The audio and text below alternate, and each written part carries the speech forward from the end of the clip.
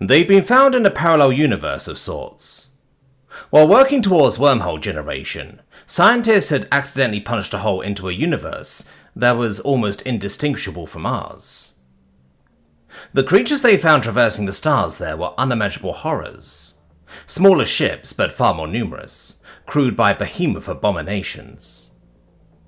The science ship had been seen, and one of the ships of the other followed it through from their universe. Had it not been for the Navy standing by, no one knows what kind of hell they could have unleashed on us. As it was, that one small ship took out 9 vessels of our fleet before it was disabled and opened a vacuum. Crewed by only 3 of the giants, it boasted more armament than a standard destroyer. The huge misshapen bodies were secreted away by military intelligence for dissection and some insight into what we faced. The ship itself was crude in design, with the exception of its weapon systems.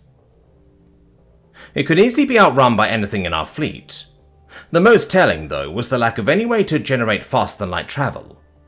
It was decided that with a crew of only 3, the ship was a fighter. Although a small ship, it was far larger than would be expected of a light fighter, likely due to the size of its occupants. As a fighter, it undoubtedly had a mothership to return to, and the search for it would expand as time went on. The argument between the military and government came soon after. The next actions we would take depended on the answer to a few questions. Did they have the capability to cross into our universe, as we had accidentally crossed into theirs? If that ship was a simple fighter craft, what chance did we have against a fleet? Do we build up our fleet while hoping that they stay in their own universe and leave us alone? Or do we attempt to bring the fight to them? In the end, the military minds won out, and we declared war on the others. Fleets from everywhere joined in, while production ramped up in every star system to build new fleets made up of whole new classes of ships. The first sortie we made into their universe was a textbook success. Using the intelligence we'd taken from the fighter, we sent fast, nimble ships to outrun them and their weapons. Short FTL hops were a key maneuver that kept our losses to a minimum while we wore down and destroyed dozens of their ships. The other was a ragtag fleet of patchwork ships, crude but deadly. They all carried far more weapons than reasonable, but none seemed to have their ammo or other stores full, as most had large empty compartments. After that first victory, the next mission was meant to be for gathering intelligence. Still, 4 fleets were dispatched to guard the gate and keep any of the other from crossing into our universe again. None of the 4 fleets boasted any of the new class of ships designed to stand up to what we imagined the other capable of.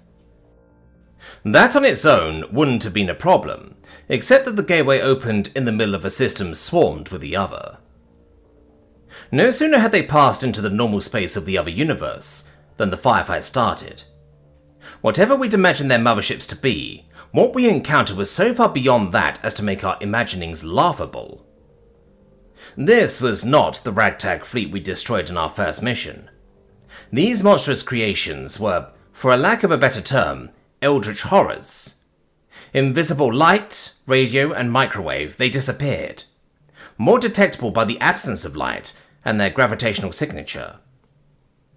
The fighters that swarmed out of them by the hundreds were smaller, faster, more maneuverable, and better coordinated.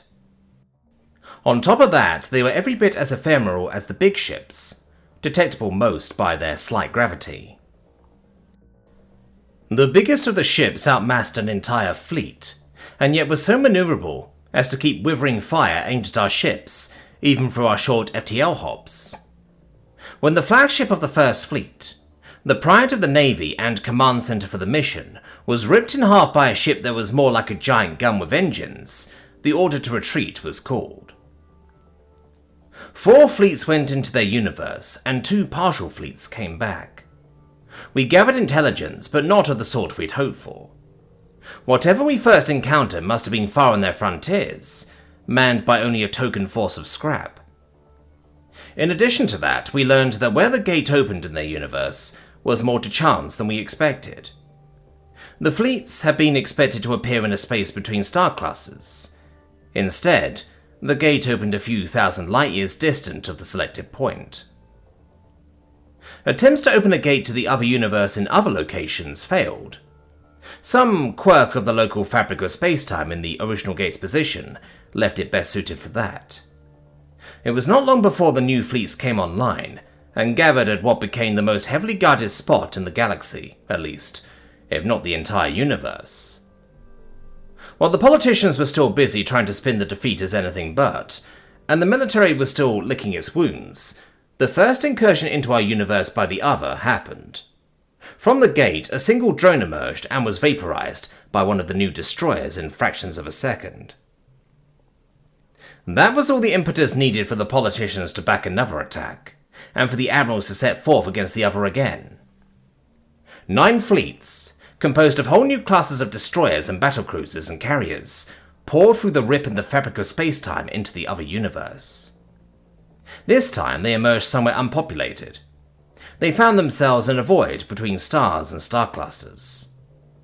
There, in a relative nowhere, someone voiced the opinion that they were lucky they hadn't appeared inside a star or a black hole.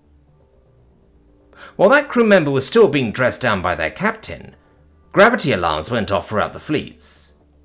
The other had arrived in moments from wormholes that appeared for only a fraction of a second. The other had the wormhole technology our own scientists had been trying to achieve. The massive ships of the other had 9 fleets surrounded in a sphere of death.